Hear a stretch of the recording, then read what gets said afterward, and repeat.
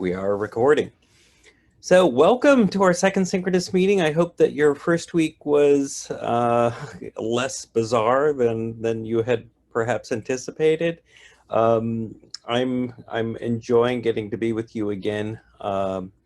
This is real instructions in my view, but we've set it up with enough flexibility so I think people with all kinds of challenges communicating and having access are able to make it to our group meetings.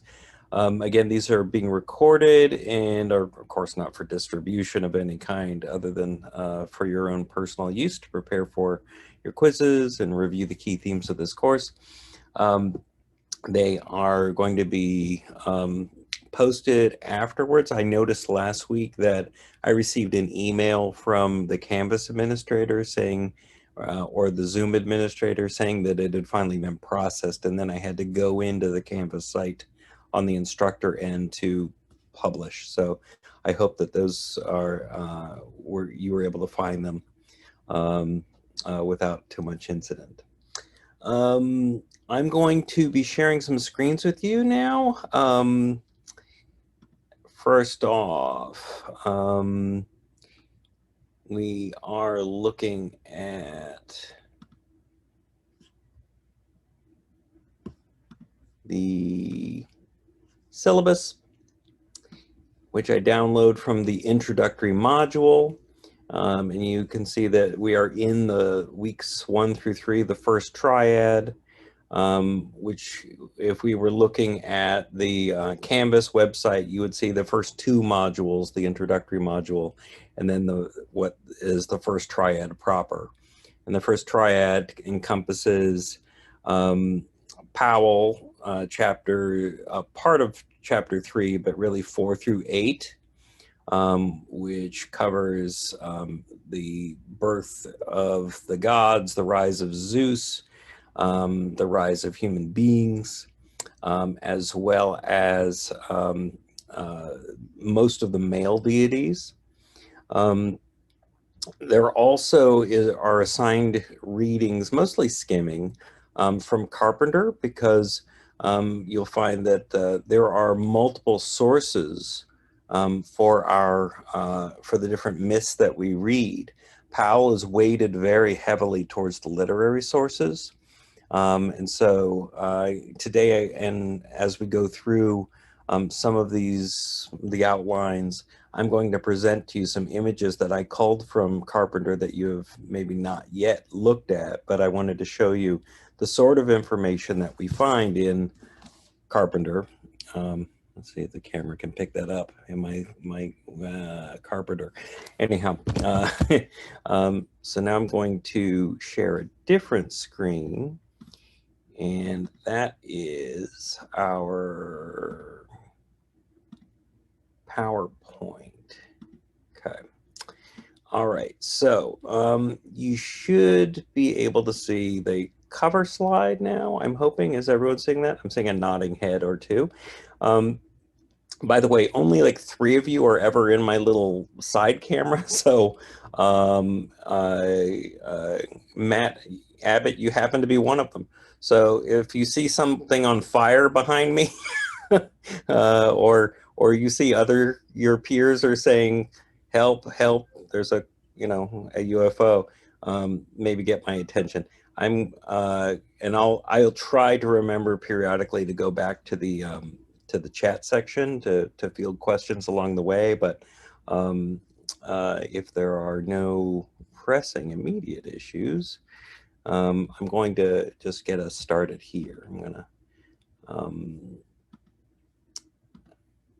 go to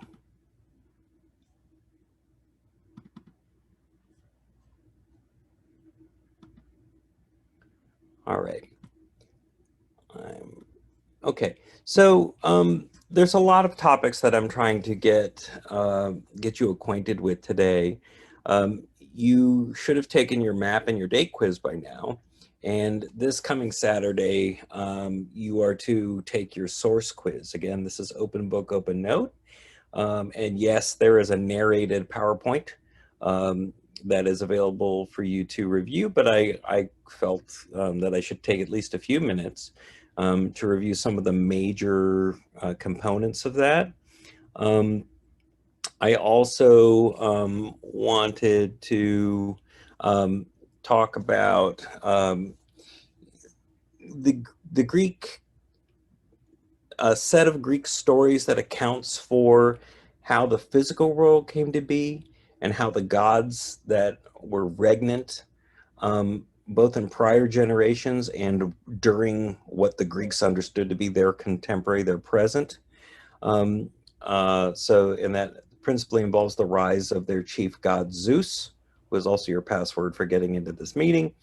Um, and I wanted to talk about the gods that very often he was the father of, that he engendered, and what kinds of parts of human life they tended to account for. Um, I then wanted to conclude with Greek stories, and there are multiple stories about how human beings came to be, as well as the quality, the character of human existence that the Greeks comprehended in those stories. In all of this, you're going to notice that I'm very interested in the sources for the study of classical antiquity. And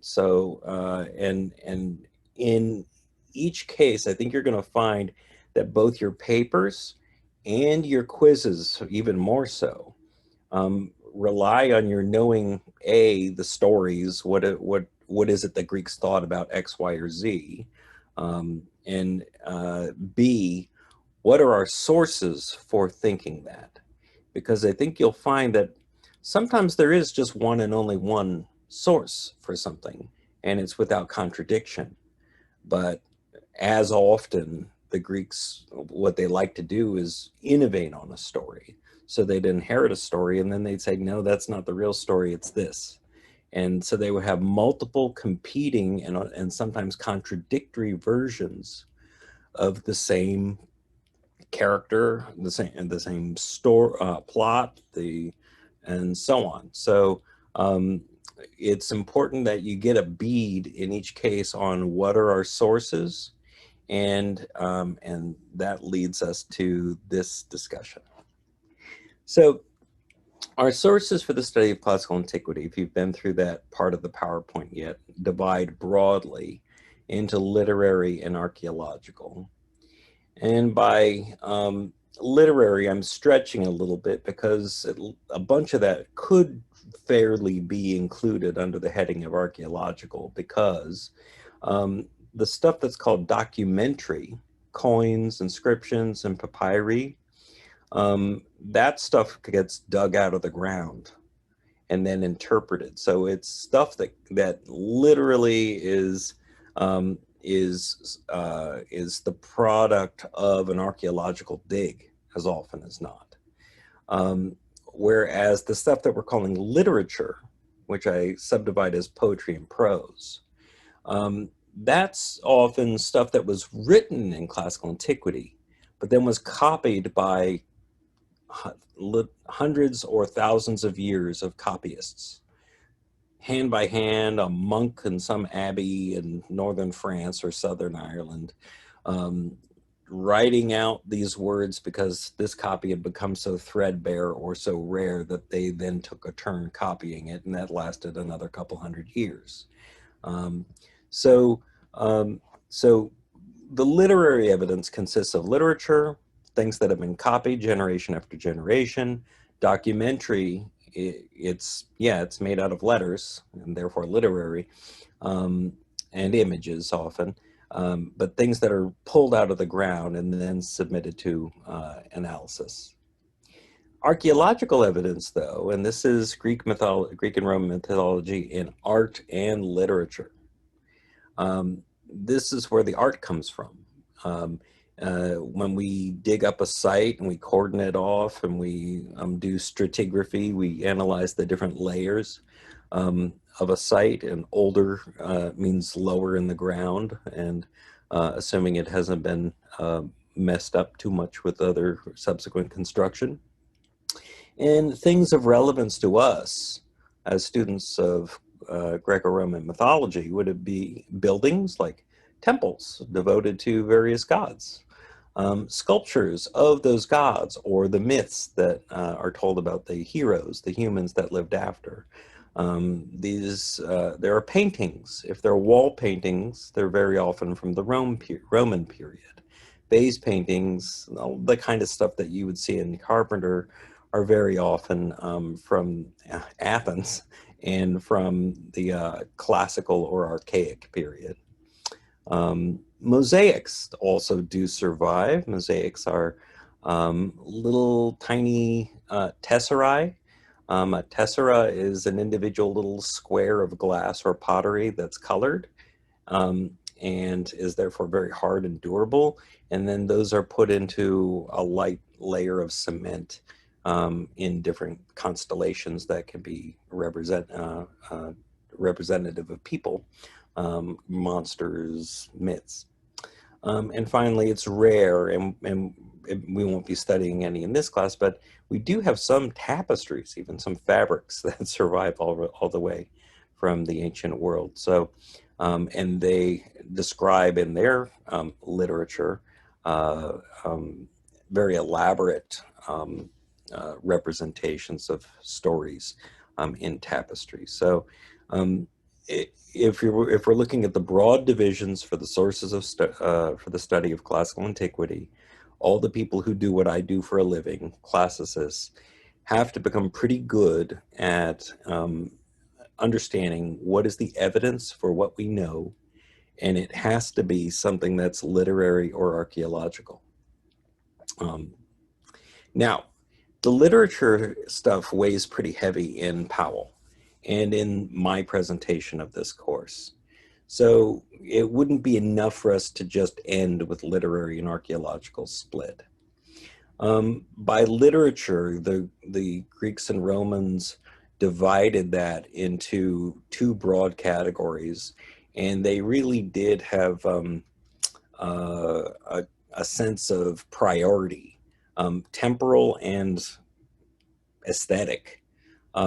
They valued poetry over prose. And just as a fact of when we look at the things that survive from classical antiquity and we try to date them, poetry is the earliest stuff that's written, and that we can examine from classical antiquity, and prose comes later. You will notice if you have started the business of looking up these authors, Homer, Apollonius of Rhodes, Virgil, Ovid, and so on, that you'll want to find out the dates that they lived, but as importantly, what period they lived in. And if we divide poetry into their three big areas, for them there was epic didactic, lyric, and drama. By epic, we mean a story that's set long ago that focuses on a hero, and it has magnitude. Didactic is a teaching poem. It's trying to give you the basics of a subject, whether it's farming or astronomy or something else. It's trying to teach you a big topic. And Greeks cultivate it first, and then the Romans, when they decide they want to have cultural prestige, get in their wake, and they create their own versions on different topics often, but sometimes the same. Lyric is poetry. But an epic, you'll notice, shows up in the earliest part of the archaic period with Homer in the 8th and early 7th centuries BCE. The first Romans that you would be dealing with would be like Virgil, and he's in the late Republic, early Roman Empire. Lyric divides into two halves, monody or solo lyric, and then group lyric or choral lyric. Monody was performed by a single singer, and choral was by a group that would kind of sing and dance in tandem. And you'll notice again, the Greeks innovate first. But here it's not as early as Homer, like 8th, 7th century. It's late 7th, early 6th century with Archilochus, Sappho, and Alcaeus. The Romans take their turn at the end of the Republic with Catullus and in the early Empire with Horace.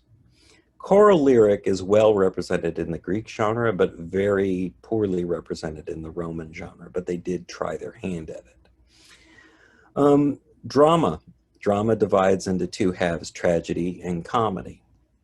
And under comedy, we might even add a thing called the satyr play, which is a comic play that's inserted in a tragic sequence as kind of light relief to all the heaviness of tragedy. But you'll notice again that the Greeks precede the Romans. Aeschylus, Sophocles, and Euripides are our great Greek tragedians. And very few Romans create tragedies that actually survive to us. Seneca the Younger, a notable example.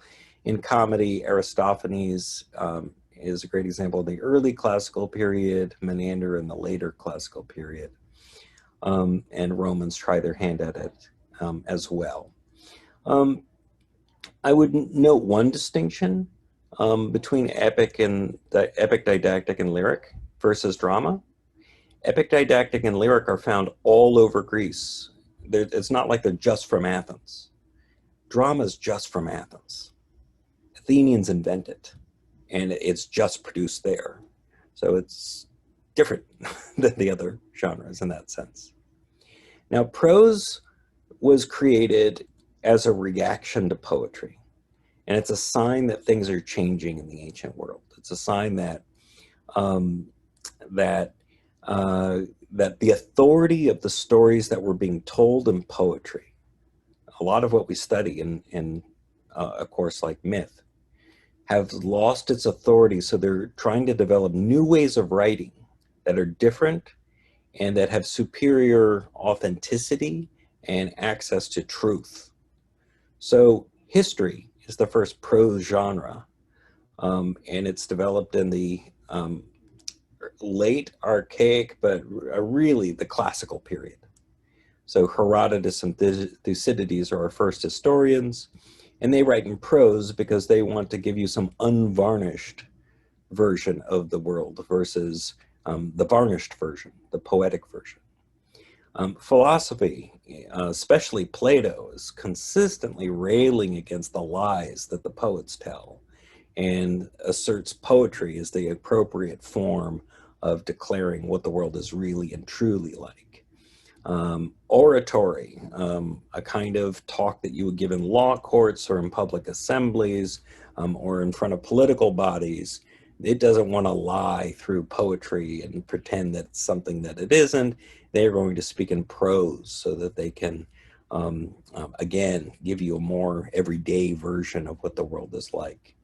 And then there's scholarship as well, like just what academics write, just accounts of how the world is. Instead of using didactic as a genre, they might just write a textbook. Like Apollodorus in his account of Greek mythology called the Library.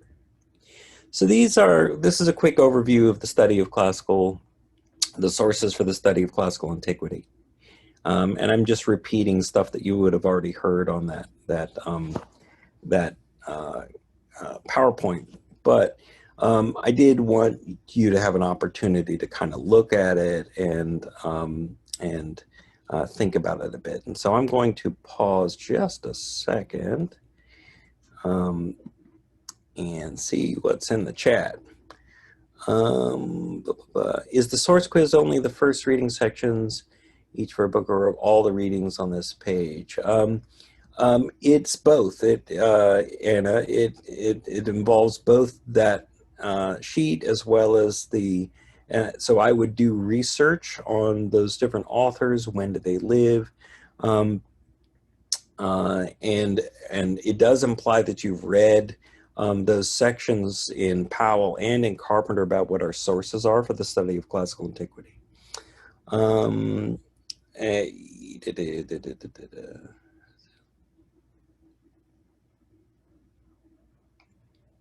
Okay, just scooping down. All right. This is so cool because you all are answering each other's questions. Great. All right. Okay, so now I'm going to pop back to the PowerPoint. And let's get into some of the readings that you will be doing if you haven't already done them between now and your first quiz and your first paper, which are not this Saturday, but next Saturday due, uploaded on the Canvas website. The paper is, and the quiz is open book, open note, but should be done by midnight Saturday. If you get it done early, that means you don't have to work on Saturday. And what I'm trying to do is just give you enough context so that when you read those chapters, I think these are the organizing ideas that will help you not get lost in the details. So what I'm trying to present you is the forest and not the trees necessarily, okay? I'm starting this discussion off with succession myths. And I'm putting in the corner some of these words, these fancy words that I'd like to introduce a little bit to you right now that are relevant when I'm going to say things like cosmogony and theogony and anthropogony. What do I mean by that? Well, there's some Greek words that are just unavoidable, and hopefully you've taken a little time to look at the Greek alphabet and see what it looks like, and you see some Greek words here, and I write their transliterations out first, like cosmos, and that's what it would look like in Greek with the kappa, omicron, sigma, cosmos. Cosmos is their word for the universe, and it comes from a verb that basically means to make something ordered, neat, and pretty. So a cosmos is something that's not perfect, but it's kind of perfected. It's brought to a state of completion. In a cosmogony, at the very bottom of this list, you see the root gon, which means birth. So a cosmogony is an account of the birth of the universe. And the Greek word for God is theos or theia. A god is theos, and that could be masculine or feminine in theory. Theia could only be feminine. I give you both forms. It comes from an Indo-European root D, meaning shining or bright, like the sunlit sky. And it's the same root that gives us Deus in Latin and divine and so on. That's two Indo-European languages, right? And it's the reason this is kind of interesting is, we'll be looking at theogony today, so with an account of the birth of the gods. But it's interesting to me, at any rate, that the Greeks, the Romans, the Indo-Europeans, that their generic word for a god, number one, implies they were certain there were gods. And two, the generic word for God came from something that meant the sunlit sky. And what that implies, to me at any rate, is that their important gods were sky gods. And I'm not the only one. It's, a lot of people who do study Greco-Roman religion thought that before me. But it's an interesting thing because there were alternatives. You could have had earth gods. And there is a cult of the earth, Gaia or Gay. So another topic we'll be looking at today is surrounds the word human, anthropos. That's their word for a human being. So an account of the birth of human beings is anthropogony. Relevant to these humans and non-humans is how systemically they're linked in their thought process. An immortal implies immortal. And vice versa. So their word for a human being, in addition to anthropos, would also be a brotos, somebody who's mortal, somebody who dies. That's the defining characteristic of a human being. And what do the gods eat? Well, they ate ambrosia. The am is a negator of brotos. So ambrosia it should have been food for the gods. I'll fix that later when I upload this to the Canvas website. But those are not mortal things. Ambrosia is the food that's not for mortals. And nectar is the drink of the gods alone. It's the drink of the immortals. So here's some words that cosmogony, theogony come from. And one last Greek phrase for now is this one, hieros gamos. A hieros gamos, and this is laid out in Powell as well, it just means a holy, a hieros, marriage, a gamos. You've heard the word polygamy or, monogamy, gamy. That's the word for marriage. A hieros means a holy marriage. And I guess if we're trying to get that forest part before the trees, what we want to notice is here is that let's start with the conclusion and not the beginning. The conclusion is that ultimately the Olympians, Zeus and Hera, are going to be in charge of everything. But the Greeks have an awareness that something must have preceded them. And so they took the bits that didn't seem to be front and center, the world as they understood it, the world of the Olympians, and they neatly put them into a succession of myths that led up to, and that additively, not by destruction, but by sequestering or putting into the corners, were still part of your world, but just not front and center part of the world. So they thought of it, for whatever reason, as a succession of marriages. That a marriage, that just tells you something about the way they thought about the institution of marriage, was a marriage of Zeus and his sister wife, Hera. Don't get me started. Is the central marriage, and that their brothers, sisters, and the children of Zeus are the ones in charge of the world that you're in. Later on, we're going to get to the logic of the Greek gods. But they thought maybe Zeus and Hera weren't always in charge. What preceded them? Well, before them, they heard a story about Zeus, that Zeus and his brothers and sisters, the Olympians, overcame a previous generation that was regnant called Kronos and Rhea, a group of gods called the Titans.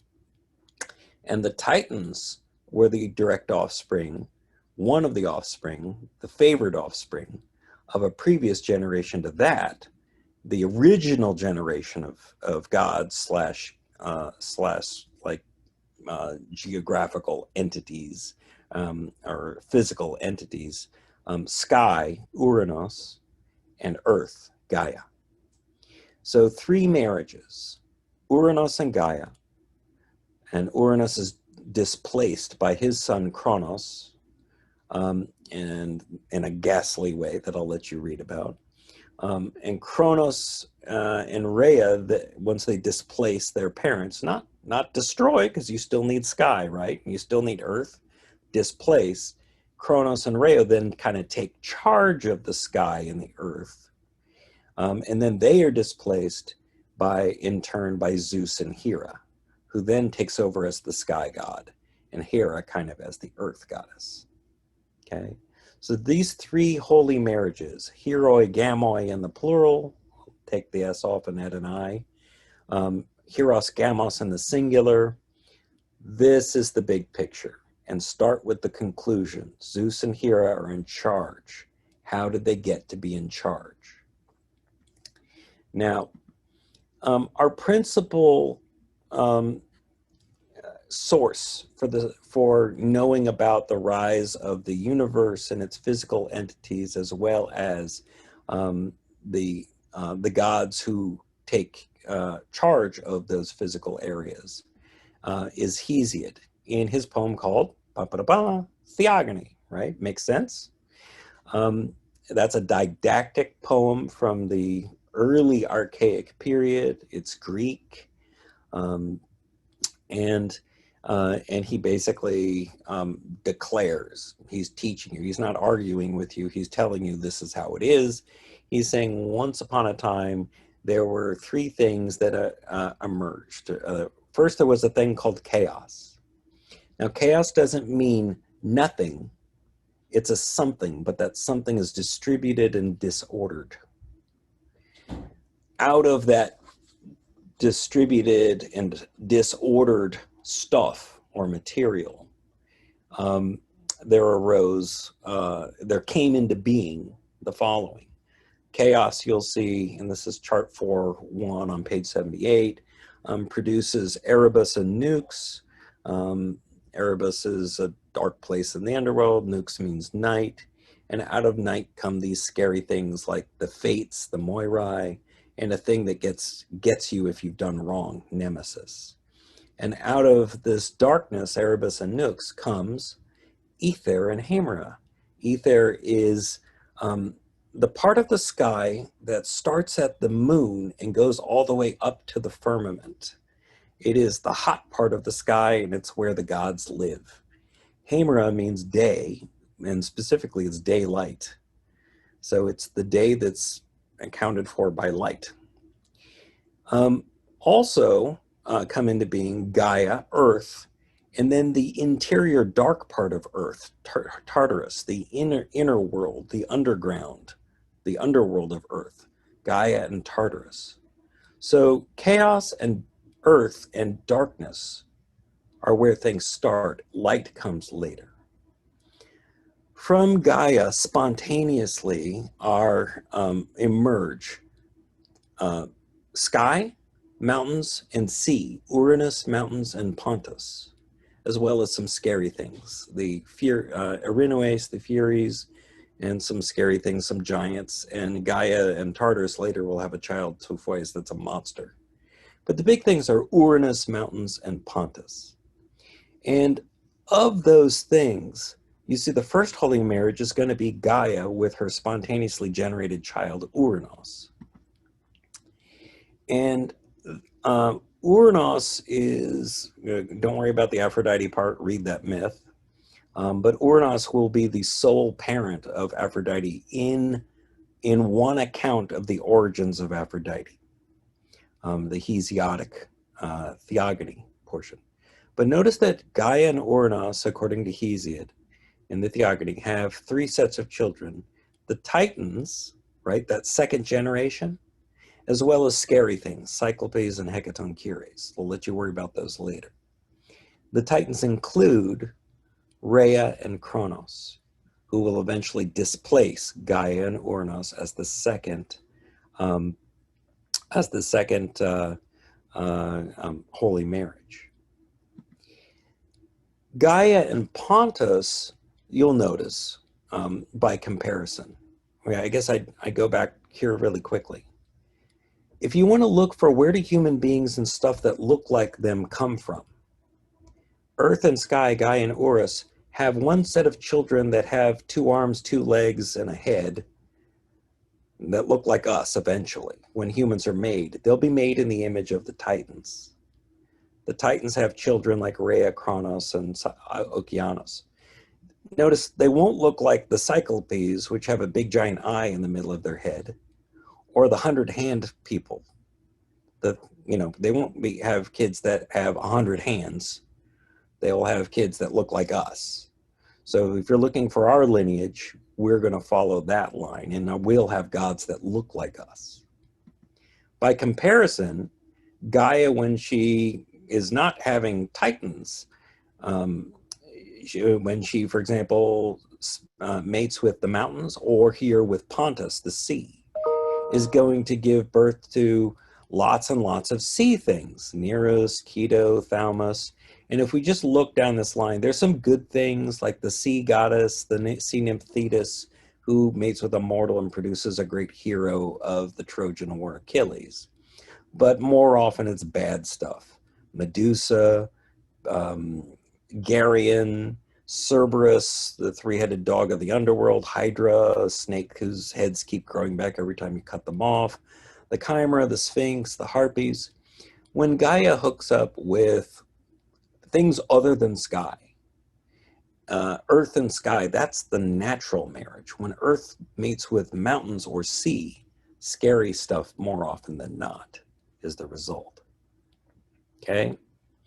So that's the forest, right? The forest is earth and sky. Um, uh, Earth comes into being. She mates with a variety of her offspring, Uranus, Mountains, and Pontus. More often than not, scary stuff comes about, but stuff that looks like you eventually comes about too. And those Titans become our origins. It will be the Titans who give birth and then eventually give way to the Olympian deities, which brings us to the next part of our story, the rise of Zeus.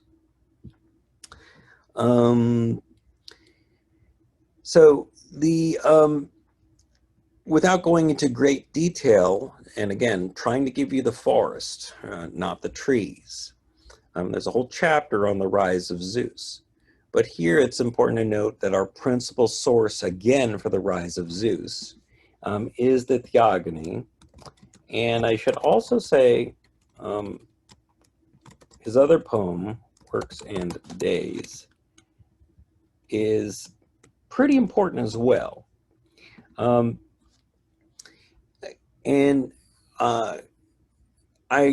don't want to go through that story in great detail again because I'm trying to give you the forest and not the trees. But the things that make him notable, other than the fact that he's going to be a sky god, and we'll talk a bit more about his functions, but the stories that lead to his becoming the regnant power, displacing his father Kronos, displacing that whole generation, the Titans, and his confirming his position as the chief of all the Olympian gods, is a series of stories that talk about just his raw physical power. This is not a God where his charity, his kindness, goodness, and wisdom necessarily was so like right on the surface that everybody said, yeah, well, clearly he's big, strong, powerful, and ought to be in charge of everything. It's his just raw physical, he made it this way. He's a powerful entity, and if he wants things to be a certain way, as he reminds his fellow Olympians in the Iliad, actually I should throw in Homer's Iliad and Odyssey are big sources here as well. And I mean, basically any source that's excerpted in Powell is a good source. And there's all of these, Theogony, Works and Days, and Homer's Iliad, that are all additive or all featured in our chapters that cover Zeus. But they all emphasize his strength as a warrior and also his virility. He is the father of gods and men. That is an epithet that often attends the god Zeus. He procreates frequently, and when he does, it produces powerful offspring. So just a short list. This is chart 6.2. Zeus will mate with Metis, which means intelligence, to create the goddess Athena. Themis, the goddess of law, to produce the seasons and the fates. Another goddess he mates with to create the Graces. Graces are kind of an interesting god because they're a trio of goddesses. Just imagine, your coffee without cream in it would be good, but the coffee with the cream in it, even better. They had a goddess for that, Graces.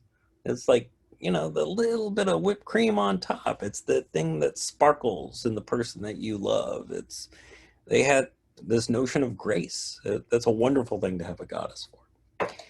Muses, who are Zeus's offspring with memory, mnemosyne. They're responsible for all the poetry and really all the coordination of all art and knowledge in our world. Dione in this alternative version from what you saw above, when you learn that Aphrodite was the offspring of Uranus, that's the version that is told in Hesiod's Theogony. In this version, which is told in Homer's Iliad, Zeus is the father of Aphrodite. So we have contradictory accounts. But she's the goddess of sexual reproduction. I mean, just plain flat out. There's nothing about love in there. It's all about raw physical impulses and actions. Demeter, the goddess of fertility, is the mother by Zeus of the goddess of the underworld, also Lord of Death. And Leto is the mother of the twins Apollo and Artemis. Now, again, that's the forest. The forest is Zeus rises to power through physical strength and demonstrates great power once he's in charge, or once he's displaced Kronos and the Titans, by defeating monsters like Tufoius or the race of giants. But he also shows himself to be immensely fertile and capable of populating the world with powerful gods whom he can install in different roles to control and influence the world that he presides over. Now, the next step, before we talk about the creation of humans, is to just pause a little bit on what are the chief gods in this Olympian universe, and what's kind of the logic of those gods. This is extremely abbreviated, but you'll notice that I give you all the gods. I've given you the main gods at any rate, and I've given you kind of areas where they demonstrate their power. But I also kind of put in much smaller font beneath them. My own impression in the history of our species, Homo sapiens, as a historical fact, that to try to account for when human beings, period, would have ever wanted or needed to have a god in charge of those aspects of their existence. So, you know, the stuff regarding our spatial distribution of the world and to sky, earth, its interior dimensions, and the water, right? As I indicated before from our own word in Indo-European for God, and Zeus, by the way, is directly derived, Zeus, that's D, that's the same root as theos, thea, deus. It's the same root. Zeus, their word for God is basically, Zeus is their word for God, just in a different way of pronouncing it a little bit. But even though there were clearly gods well before that date of Indo-Europeans around 3,500 BCE, it was the Indo-Europeans who put that sky imprint on the god. And it is common to Indo-European cultures to have as their chief deity the sky god. So human beings certainly since then, who have been under the influence of Indo-Europeans,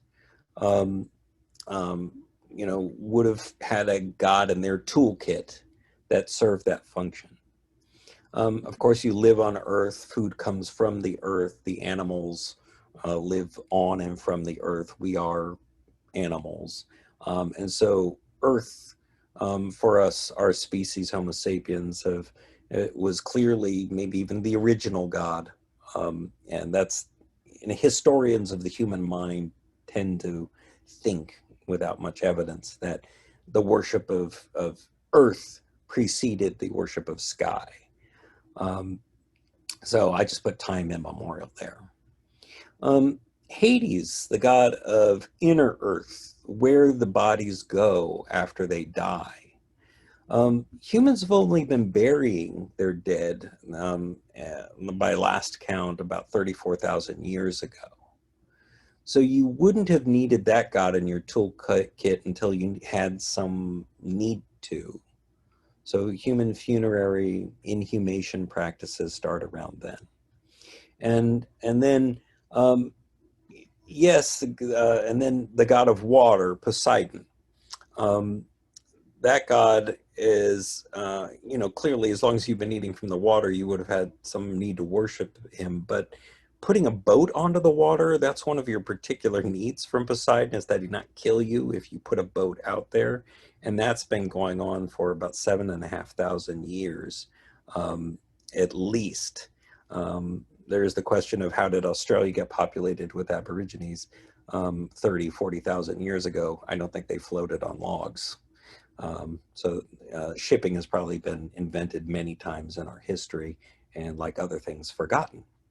Um, Another series of gods, and you've looked at their genealogies, most of them, is relates to our eating, and so they might be considered subsidiaries of the earth goddess.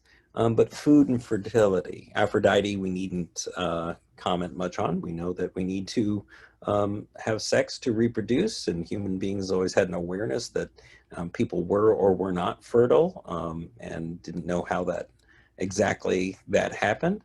We have goddess figurines, pregnant women that go back at least 40,000 years. So that goddess probably showed up in the human toolkit in Europe around then. We've been hunting animals, wild animals, for at least 1.8 million years. That's not just, let's go back before Homo sapiens, although I think they're pushing that date further and further back. But just the hominids have been hunting and eating meat for at least almost a couple million years now. Before that, we hunted and gathered.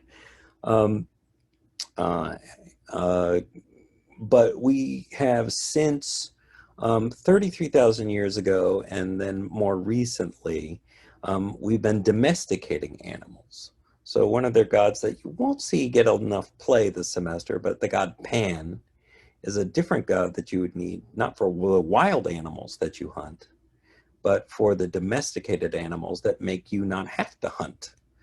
Um, Following, and principally a lot of that domestication of animals that you would eat are like 11,000 years ago: sheep, pig, goats. Dogs are domesticated for other reasons before that. Buddies. Um, Demeter is a goddess you wouldn't have needed until about 12,000 years ago with the domestication of crops. And we haven't been making wines as a species for more than about 6,000 years BCE, about 8,000 years ago. So a lot of humans contributed to innovations that made it into the Greek world. And I'm suggesting that those were necessary preconditions for your having them in the Greek toolkit of gods. And finally, in terms of culture, what's represented? What are the most important things? Well, just as you pay your utilities for gas and electricity and so on, the utility of the ancient world was Hestia, the hearth. It was your fireplace. It was the fact that you had heat or a means of cooking, and humans domesticated fire about 1 million years ago. We've been living in houses or had access to such for about 23,000 years BCE. We had access to fire a very long time ago, but we only started working metals out of the earth in the fourth millennium, 4,000 to 3,000 BCE in Europe. That's the beginning of our Bronze Age. We've been making war with each other for a very long time, but I would say that when we were hunters and gatherers and only living in bands of, say, 20 to 25 people, that's a hunter-gatherer civilization, is about 20 to 25 people. Humans didn't live in larger populations than that. And if you want to call two bands of 25 people fighting against each other a war, by all means, do so. But I don't think we were doing wars where we were equipping masses of human beings with weapons um, uh, uh, who would, you know, execute mass strategies to um, conquer, displace some other group. I wouldn't date that any earlier than cities, and we've had cities since about 10,000 BCE. Um, Athena is a goddess of many things, including warcraft, the strategy of war, not the anger that makes you go to war. But she's also the goddess of weaving, among other things, wisdom as well. But humans have been weaving cloth for about 34,000 years BC. Hermes is a god of messengers. If you want to think about a god of like communications in a company, in a corporate context, he's the one who talks to other people, who visits other people, who gets outside of your polis and goes to another polis. So he's often associated with trade and transitions. He's the god that brings you from this world to the underworld after you die. He's the god of oratory. So if you were to give a speech in front of a group of politicians, and therefore he's the god of stealing and lying, not coincidentally.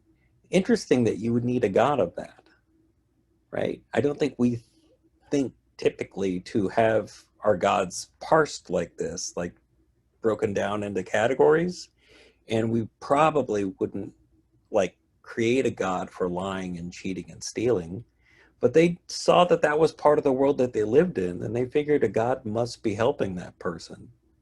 So Hermes.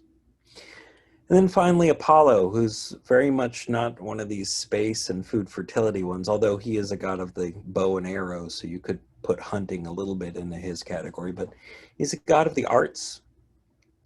He's the god who presides over the muses. He can give birth to them. Mnemosyne did. He wasn't the father of them, that was Zeus, but he presided over them. And the sense that everything you're doing in college and everything that you do in society that involves knowledge and its organization and transmission, ultimately that's Apollo. That's his area. So I offer you these gods, not as I guess I would do an inventory in my head if I were you about, do I believe in a god or gods or not? If I do believe in a god, what are the jobs of that god? And then compare it with this. Our typical attitude is to say, I've got a one-stop shop god, a god who is omnipotent, right? Omnipotent and always powerful, and omniscient and always knowing. This is a distributed model of God, right? God is broken down into all these little categories. Zeus is the CEO. He's the executive director, but he doesn't know what's going on in everybody's little shop at any given time. He could know, but he doesn't always actually know. There's a lot of room for things to go right or to go wrong, and human beings are going to play a role in this story too, because we are the backbeat. Just as there are gods presiding over the world they preside over is populated by humans, which brings us to our last topic for today. I'm starting off our story of anthropogony, right, the birth of humans, by giving you a little bit of an idea or a thought thing to notice and again, I'm going to show you forests, not trees, but when you're reading the stories about the creation of humans and the organization of our existence, what is life like for us? I think that this pair of concepts from two great scholars from the early 20th century, Alfredo Lovejoy and Boas, both one a historian of ideas, Lovejoy, and one an anthropologist, Boas, who looked at origin myths from not just European cultures, but from all cultures, and saw a structure. They said that, okay, when people are looking at the world, so, okay, in the Greek world, I'm living in the age of the Olympians. They like to go back and say, what was life like before me? Um, and when they do that, let's say, so human life is like this now. It's under the life of, it's like we're living under Olympians. Was it always the same? Was it like this earlier when the Olympians were in charge, or before the Olympians did we exist? And if so, what was life like? Was it harder or was it easier? So what Lovejoy and Boas noticed is that there are two general kind of morals to the story or plots. Both are talking about primitivism, that we were once primitives, and in one category of stories, what preceded our time was something that was easier.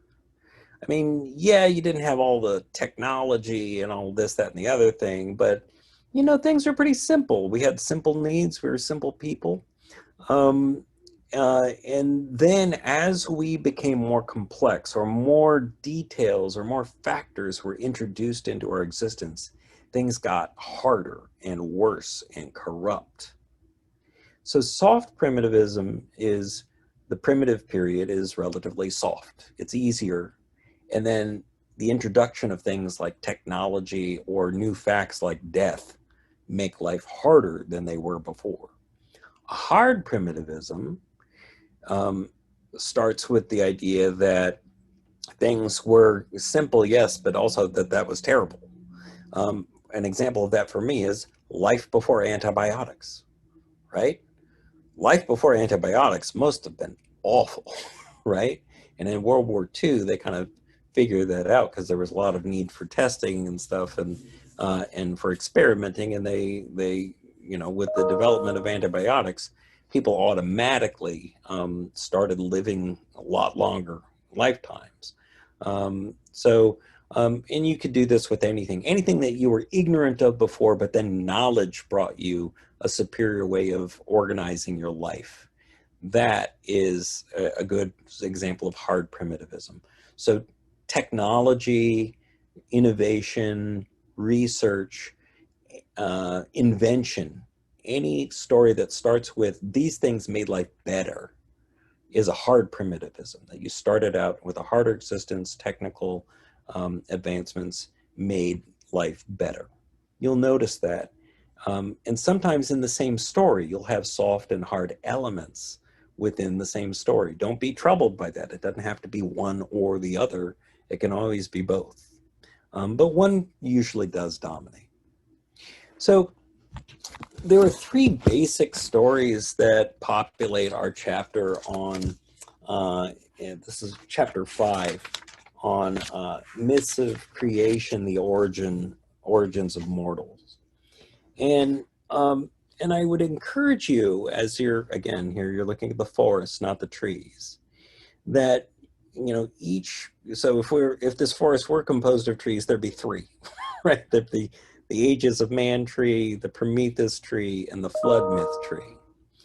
And you would want to look through the sources that Powell, but also Carpenter, assemble for you to study those myths. And what you'd notice is that that the Ages of Man myth, you look on page 121 and following, you'll notice that they give you an example that's drawn from Hesiod's Works and Days, which I just abbreviate WD. But it's also in Ovid's Metamorphoses, not that they put it here. And if we were to look through Powell for this, or Carpenter, I think we would find that there are no pictures of the Ages of Man. Now, this is a story of soft primitivism. And I'll let you, go through its details. But basically, life started out pretty good. We didn't die at all, or if we did, we were barely conscious of it. And then generation by generation, we got worse and worse as life got more complex, right? So, an age of gold is an age where you don't have to do a lot of thinking or knowing. Humans and gods live in a divine sympathy. Humans know to worship the gods. The gods reward humans with long life and no illness and care, and they live as wise people until the gods just decide it was time for that to be done. And there was another generation that was way better than our own. We're the age of iron, way better than our own, but worse than gold. And bronze, so you're getting your life more technologically sound, but now these people are very violent. They're still getting worse, but still better than our own. And then interestingly, for their study of Greek myth, the age of heroes, the fourth generation of human beings that precedes ours and is different than ours. They're still living in the age of the Olympians, but this is what we'll study for the rest of the semester. The Age of Heroes is the heroic myth that we will study from basically October until December. But even they ran their time out, and we were left in our own era, the Age of Iron, which you might recall. If you have read it, great. If you haven't read it, um, if we were to look on pages 123, you would see Hesiod say, "Oh, that I did not live with men of the fifth generation, that I had perished before it, or else had been born hereafter. For now, as things are, our race is of iron. Will the day never come for ceasing unending labor and warfare, or a night to stop the destruction? Or will the immortals forever keep piling fresh bitter causes of quarrel and hatred upon us?" It's a lot of fun. He's the guy you don't want to get cornered by at a party. It's depressing. He's got a very dark view of women, of human existence, and he speaks for a certain percentage of the Greek temperament. He's a Pole, and the most conservative Pole in how people understood their world in this myth system that we're getting to know this year. It thinks very little of human capacity and our ability to intervene and to make changes that are positive in this world. So that's an oral or that's a written version, Hesiod's Works and Days, that gives us this Ages of Man. And again, I think you'd find if you poured through Carpenter, you wouldn't find the Ages of Man represented.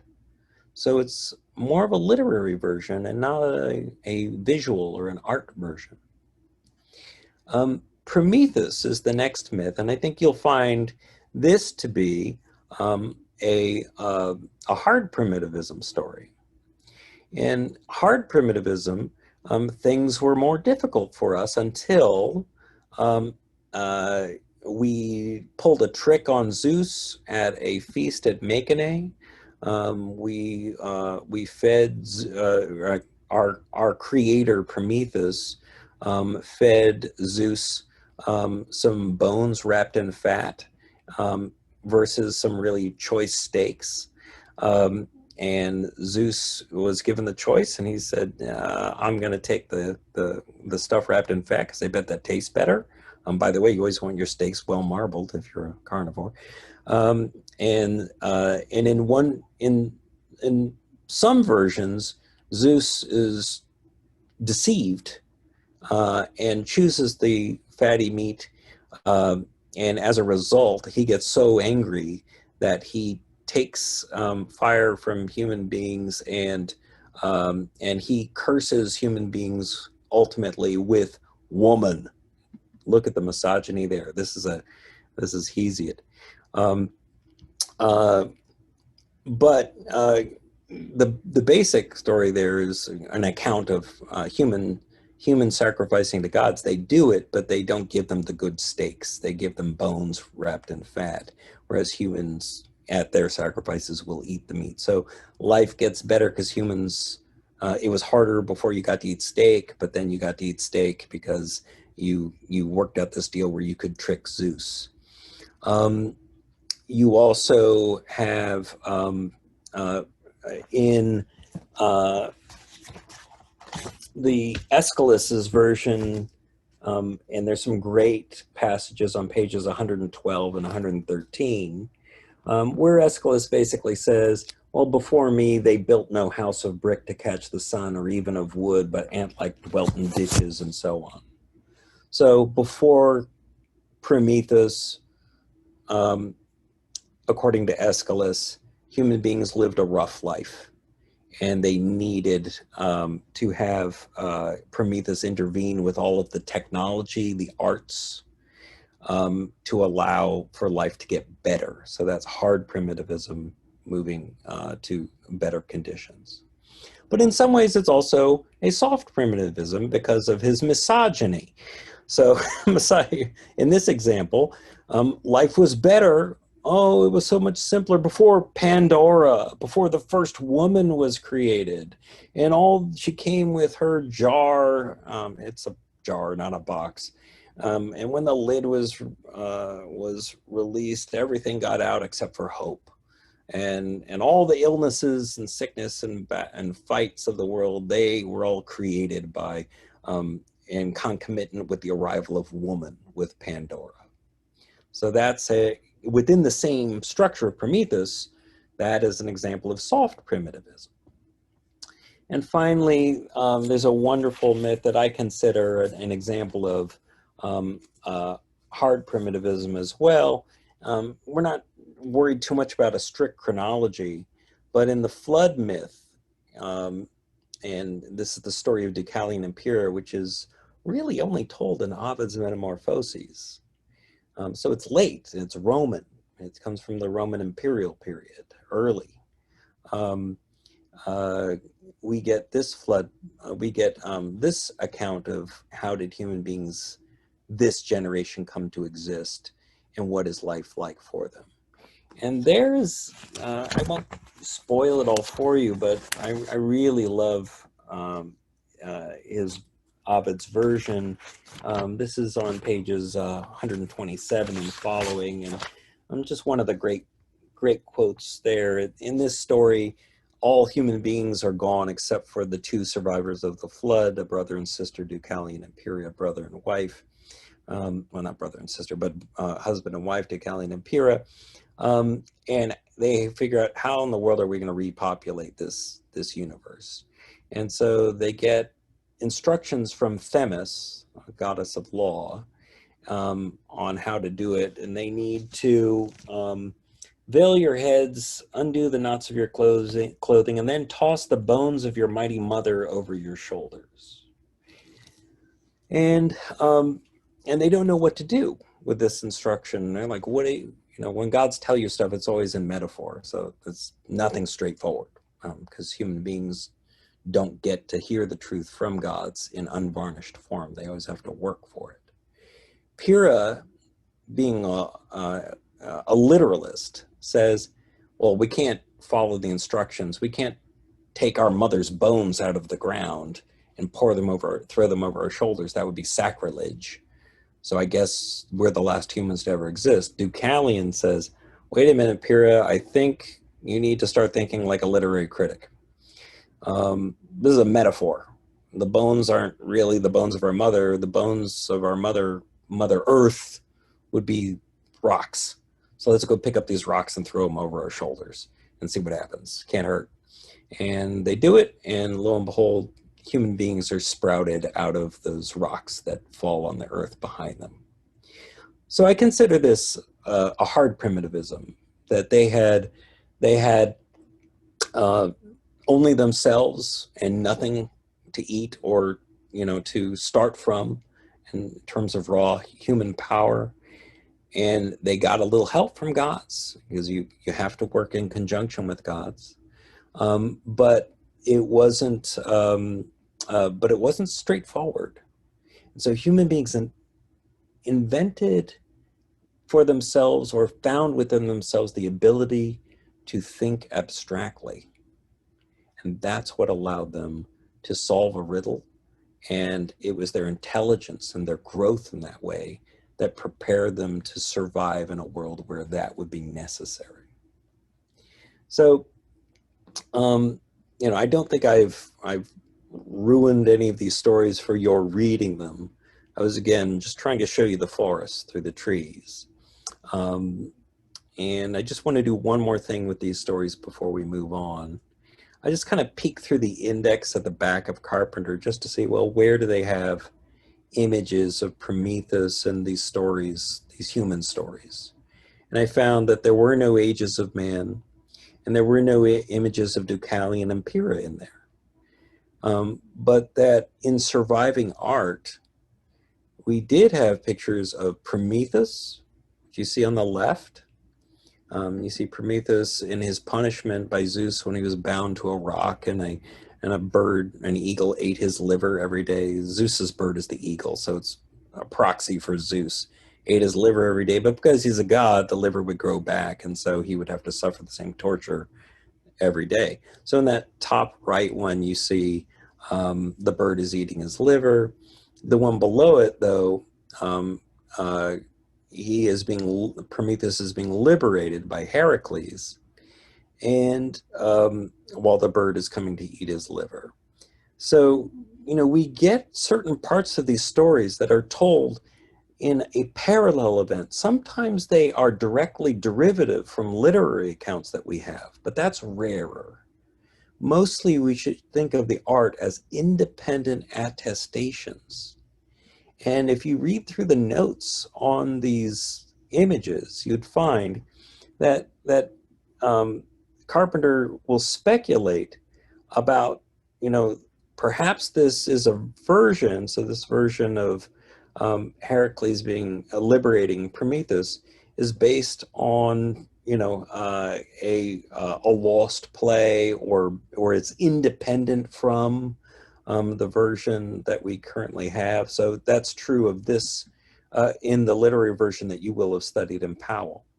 If you look in for Pandora, just one more image up, you'll see that in this version, Pandora is rising up out of the ground, and that Hermes is coming with an axe to kind of pry her loose.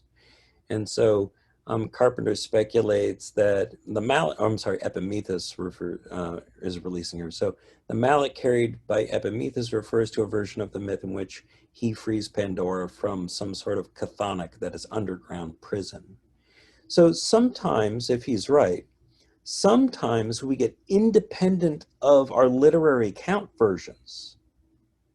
So when you're doing your worksheets, and you're looking at the different versions, do the assigned reading in Carpenter as well as Powell, because you want to account for what are all the versions that have been offered to me in the two textbooks that have been assigned. Because that's what you're being judged on. That's what you're being graded on, is did you read the assigned work and find out what was available to you, not on some like website that doesn't correspond with what we're studying. Because we want to get good at mastering the stories of classical myth, and also accounting for the sources. Okay. Now, we're concluding, so I'm going to go over and see if there's anything in the chat space, but this leaves us at our first paper next week. We're going to meet and have a Q&A session. So if you had questions about that paper one, you should read it over carefully, and ask, and I'll go into more depth on that next week if you have time and want to see me. So, all right. I'm looking in there. I'm not seeing a lot of new questions, not since 10. What's the password to access the previous recordings? I don't know. Has anyone been able to get in? I haven't re-watched my own recording. Has anybody gone and watched it Is anyone having the same problem? Okay, Cynthia's nodding her head. So I will take that as a question and I will try to access it myself, and I'll report back to you through announcements. Okay? All right, so next week is not a mandatory class. It's a Q&A class. You may well want to come, but you are certainly not required to. And again, I hope I was able to convey, number one, the importance of the sources, the kinds of sources, and show you some forests. And now you can dig into the trees with your worksheets and with your close reading of our assigned texts. Okay, so wonderful. Yes, I will post this PowerPoint to Canvas immediately after we sign off. Okay, and I'll put it in this module. Okay, all right, everybody have a great day. Take care.